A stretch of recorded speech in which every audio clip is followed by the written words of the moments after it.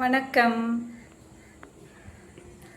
As யூஷுவலாக எப்போவுமே நான் record பண்ணி வச்சுட்டு வீடியோ அப்லோட் பண்ணுறது யூஷுவலாக நடக்கிறது.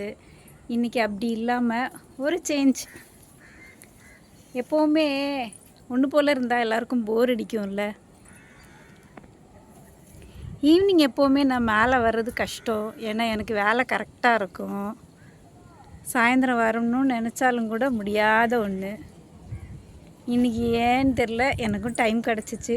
சரி, ஓகே. திடீர்னு தோணுச்சு, நம்ம எப்போவுமே லைவ் போட்டது இல்லையே, லைவ் போட்டால் எப்படி இருக்கும், நீங்கள் பார்ப்பீங்களா இல்லையாங்கிறதெல்லாம் தெரியாது எனக்கு. ஆனாலும் ஓகே, முன்ன பின்ன இருக்கும். ரெக்கார்ட் பண்ணி பேசினா டிஸ்டர்பன்ஸ் இருக்காது, பக்கத்தில் வேலை செய்கிற சவுண்டெல்லாம் கேட்கும். அப்புறம் குருவிங்க சத்தம் அது நல்லாயிருக்கும். ஆனால் அந்த காற்றடிக்கிறது கூட சவுண்டு வித்தியாசமாக இருக்கும். இன்றைக்கி இந்த 2 பூ மிஸ் ஆகிருக்கு, படிக்காமல் விட்டுருக்குறோம். ஸ்கிரிப்டட் கிடையாது, லைவாக அப்போ இம்மிடியட்டாக இன்ஸ்டண்ட்டாக என்ன தோணுதோ அது வரும். ரோஸ் மட்டும் ஏதோ ப்ராப்ளம் இருக்குது. அந்த இலையெல்லாம் அப்படியே ஷேப்லெஸ்ஸாக மாறுது. எதனால ரீசன்ட்டு தெரியல. மேக்ஸிமம் எல்லா ரோஸ்லேயுமே அந்த தான் இருக்குது. இல்லை வெயில்னால மொட்டெல்லாம் இப்படி கருகுதா, என்ன ரீசன்னு தெரிய மாட்டேங்குது. முன்னாடி இப்படிலாம் இருந்ததில்லை. இப்போ பார்த்தா எல்லா ரோஸ்லேயுமே அந்த மாதிரி தான் இருக்குது. அதனாலே தான் சரி, ஓகே. நான் ஒவ்வொரு நேரம் நான் பார்க்கும்போது என்னென்னா, இந்த மாதிரி ஃப்ரெஷ்ஷாக இருக்கிறதில்ல. இது நாட்டு வெரைட்டிங்கிறனால ஓகே, கரெக்டாக அது ஹெல்த்தியாக வளருதா இல்லை ஹைப்ரிட்டுக்கு தான் இந்த ப்ராப்ளம் வருதான்றதும் அனலைஸ் பண்ண முடியல.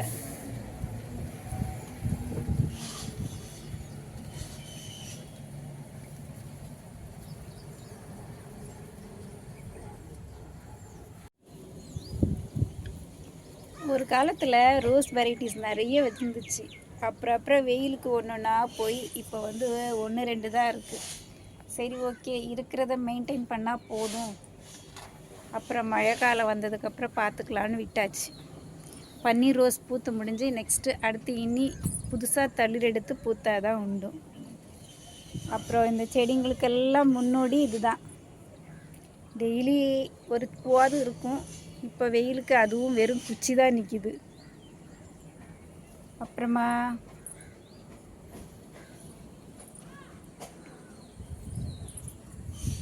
இந்த பக்கம் இப்படியே வந்தால் இந்த பிங்க் செம்பருத்தி எனி டைம் பூ இருந்துகிட்டே இருக்கும். இதுக்கு மட்டும் வெயில் இருக்காதா, அடிக்காதா அப்படின்னா அதோட அது தாக்கு பிடிக்குது, அவ்வளோதான். மழையோ வெயிலோ நான் பூத்துட்டே இருப்பேன்னு. மார்னிங் க்ளோரிக்கு மார்னிங்கில் வரணும், ஈவினிங் வந்தால் காஞ்சி போனது தான் இருக்கும். அதுக்கப்புறமா இப்படியே வந்தால் வாடாமல்லி. எனி டைம் உங்களுக்கு பூ வேணும்னா யாராக இருந்தாலும் வாடாமல்லி ஈஸியாக வளர்ந்துருது. ஸோ வாடாமல்லி மட்டும் ஒரு செடி இருந்தாலுமே அப்படி பார்க்குறதுக்கே அவ்வளோ ஒரு ரெஃப்ரெஷிங்காக இருக்கும். பூ மட்டும் எனி டைம் பூத்துட்டே இருக்கிற மாதிரியா, இல்லை பூத்த பூ வாடுறதே இல்லை, அதுக்கு பேருக்கேற்ற மாதிரியே இருக்குது வாடாமல்லி.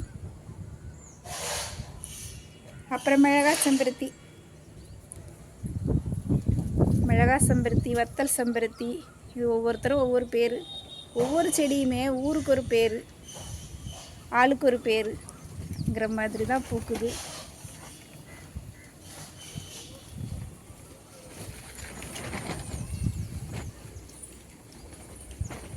இப்படியே வந்தால் மல்லி இப்போ தான் பறிச்சிட்டு போயிட்டாங்க.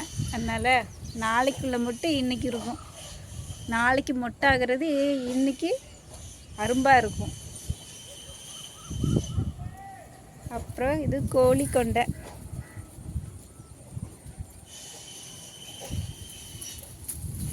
நெக்ஸ்ட்டு கத்திரிக்காயெலாம் இப்போ பூ தான் இருக்குது. காயெல்லாம் பறித்து பூ மட்டுமே என்னைக்கு காயாகிறதுக்குன்னு தயாராக இருக்குது. நானும் வெயிலுக்கு ஒரு வேளை கத்திரிக்காய் போயிடுமோன்னு தான் நினச்சேன். அதனால் துணியெல்லாம் கெட்டி விட்டுருந்துச்சு. என்ன ஒன்று, வெயிலுக்கு பூச்சி தான் ரொம்ப ஜாஸ்தியாக இருக்குது. என்ன தான் கண்ட்ரோல் பண்ணாலும் கண்ட்ரோல் பண்ணவே முடிய மாட்டேங்குது. அப்படியே இங்கே வந்தால்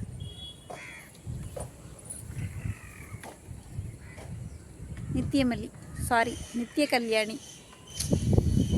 தப்பெல்லாம் அப்படியே தான் இருக்கும், ஒன்றும் பண்ண முடியாது.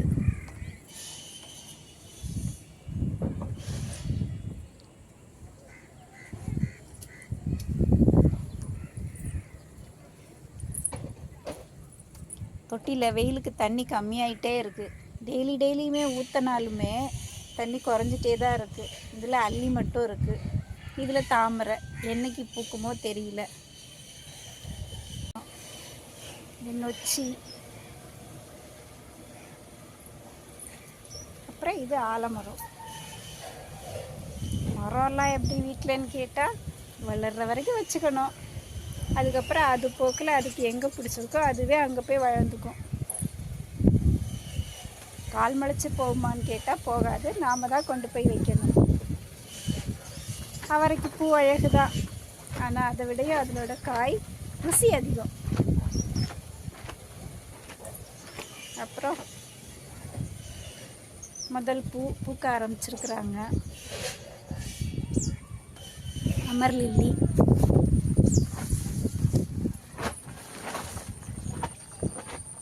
கீழெல்லாம் சைனீஸ் வைலைட், அப்புறம் பர்பிள் சங்குப்பூ.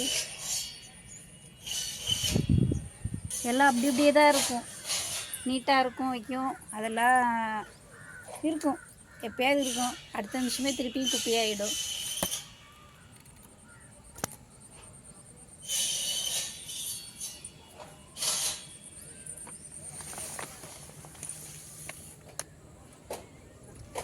ஆனால் எனக்கு எப்போவுமே ஃபேவரட் இதுதான். பின்னாடி இருக்கிற அந்த பச்சை பசேல்னு தாண்டி அதுக்கப்புறமா அவுட்ரிங் ரோடு தெரியும். அவுட்ரிங் ரோடில் பார்க்கும்போதெல்லாம் அந்த வண்டியெல்லாம் எங்கே போயிட்டுருக்காங்க எல்லோரும் அப்படின்ற மாதிரி தோணும். இங்கே இருந்து அங்கே, அங்கே இருந்து இங்கே, எனி டைம் போகிறது வர்றதுமாவே இருந்துகிட்ருக்கோம். அப்போ தோணும், நாமளும் இது மாதிரி தான் ஓடிட்டுருக்குறோமா. ஒரு நிமிஷம் யோசித்து பார்த்தா எங்கேயாவது ஒரு செகண்டில் நின்று திரும்பி பார்க்கும்போது இதை மிஸ் பண்ணமோ அதை மிஸ் பண்ணமோ அப்படின்ட்டு எதையுமே மிஸ் பண்ணிடக்கூடாது அப்படின்ற மாதிரியே தோணும்.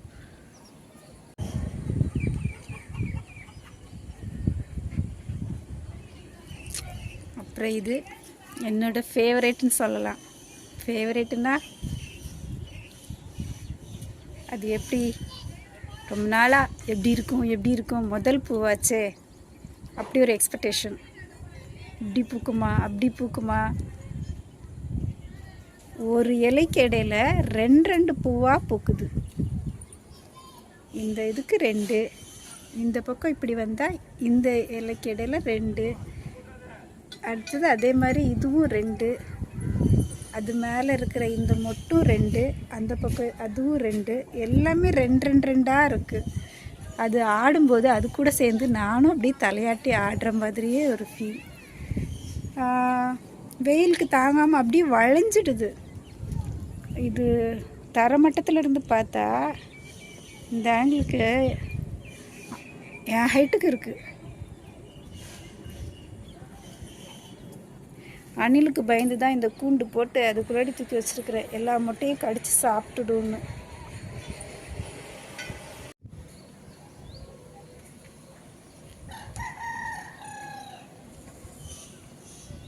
காலையில் தான் கோழி கூவுன்னு சொல்லுவாங்க. இங்கே சாயந்தரம் அடையிற டைமில் கூட கோழி கூவுறது. ஊரில் இருக்கிற மாதிரியே ஒரு அட்மாஸ்பியர் தோணும் சிட்டிக்குள்ளே இருந்தாலுமே. இது குருவிக்கூடு. என்னோட ரொம்ப நாள் கனவு, ரொம்ப நாள் ஆசை, வீட்டு தோட்டத்தில் குருவிக்கூடு கெட்டாதான்ட்டு. அந்த முட்டையெல்லாம் ஊற்று பார்த்து இதுலேருந்து பார்த்தா தெரியும்ன்ட்டு நார்மல் நேராக பார்க்கவே முட்டை எங்கே இருக்குன்னு தெரியவே மாட்டேங்குது. இது இவ்வளோ பிளாக்காக தான் தெரியும். அது நேற்று தான் அந்த குருவி பறந்து போயிடுச்சு, ரொம்ப குட்டியாக இருந்துச்சு. தேன் சிட்டா இல்லை தையல் சிட்டா தெரில. அது ஒரு பெரிய சந்தோஷம். நிறைவேறாதது நிறைவேறின மாதிரி ஒரு திருப்தி. பார்த்துருக்குறேன் மாமரத்தில், இந்த பக்கம் சீத்தாப்பழ மரத்துலலாம் கூடு கட்டும் இருக்கும். ஆனால் எப்போவுமே குருவி கூடு கட்டி போனதுக்கப்புறம் அந்த எம்டி கூடை தான் பார்க்க வேண்டியதாக இருக்கும். அந்த எம்டி கூடை பார்க்கும்போது ஐயோ அந்த குருவி இருந்ததை பார்த்துருந்துருக்கலாமே, முட்டை எப்படி இருந்திருக்கும், அப்படி இருந்திருக்குமா, இப்படி இருந்திருக்குமா, அது கொஞ்சம் கொஞ்சமாக சிறகு ரெக்கம் முளைக்கிறது, இந்த மாதிரியெல்லாம் எப்படி இருந்திருக்கும் அப்படின்ற மாதிரியான எக்ஸ்பெக்டேஷன்ஸ் நிறைய இருக்கும். பார்க்காம மிஸ் பண்ணிட்டோமே அப்படின்லாம் தோணும். ஆனால் அதை நேராக பார்த்துட்டு அதை வீடியோ எடுக்க முடியல அப்படின்ட்டு ஒரு ஆசை இருந்துச்சு, குறை இருந்துச்சு. சரி ஆனாலும் பரவாயில்ல, அடுத்தவங்க கூட்டுக்குள்ளே எட்டி பார்க்குற மாதிரி ஆயிடுச்சே அப்படின்ட்டு தோணுச்சு.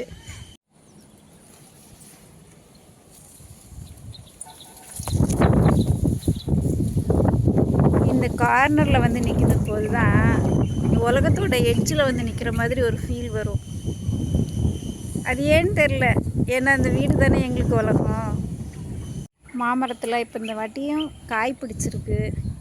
இங்கேருந்து பார்த்தா தெரியுதான்னு தெரில, இப்போ தான் பிஞ்சு பிடிச்சிருக்கு. மாமரம் பிஞ்சு பிடிக்கிறதும், அப்புறம் இந்த கிளைமேட்டுக்கு சீசனுக்கு வேப்ப மரத்தில் பூ வைக்கிறதும் பார்க்கவே அவ்வளோ அழகாக இருக்குது. ஆனால் இவ்வளோ லாங் வியூவில் பார்த்தா தெரிய மாட்டேங்குது. மரம் மொத்தமும் ஒயிட்டாக இருக்குது.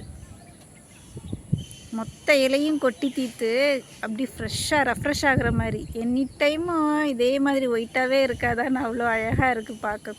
கொத்தாக இருக்குது. எனி டைம் எல்லோரும் என்கிட்ட ஃபுல் லென்த் வீடியோ போடுங்க, ஃபுல் கார்டன் காமிங்க அப்படின்னு. இன்றைக்கி எங்கே ஆரம்பிக்கிறது எங்கே கொண்டு முடிக்கிறது தெரியாது. நிறைய வாட்டி நான் ஃபுல் லென்த்துக்கு வீடியோ எடுத்துகிட்டு அப்படியே டெலீட் பண்ணிவிடுவேன். இல்லைனா அது அப்படியே மொபைலில் மெமரி கேலரி ஃபில் ஆகிட்டே இருக்கும், மெமரி ஃபில் ஆகி. அதனாலேயே சரி ஓகே எதுக்கு வேணாம் அப்படின்னு விட்டுடுறது.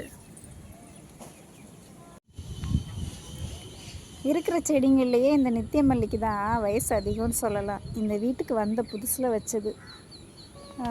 கிட்டத்தட்ட 10 வருஷம் ஆயிருக்கும். கீழேருந்து மேலே படுத்தி எல்லோரும் கீழே செடியை மட்டும் வச்சுட்டு மீதி கிளையெல்லாம் மேலே பரப்பியிருப்பாங்க. இது மேலே வர்றதுக்குள்ளேயும் சைட்லேயே கிளை விட்டுடுதா, மேலே வரைக்கும் ஸ்ப்ரெட் ஆகவே மாட்டேங்குது. அதுக்குள்ளாடியுமே வளர்ந்துடுது, பூத்துடுது அங்கங்கேயே. சரி ஓகே, உங்களுக்கு இது என்னோட சின்ன கார்டன் பிடிச்சிருந்துன்னா சொல்லுங்கள், பிடிக்கலன்னா ஸ்கிப் பண்ணிவிட்டு நெக்ஸ்ட் வீடியோவுக்கு வாங்க. ஸ்கிரிப்டடே ஓகேயாக இருக்கும். இவன் என்னடா வளவள கொலன்னு போகிறான்னுட்டு. தேங்க்யூ.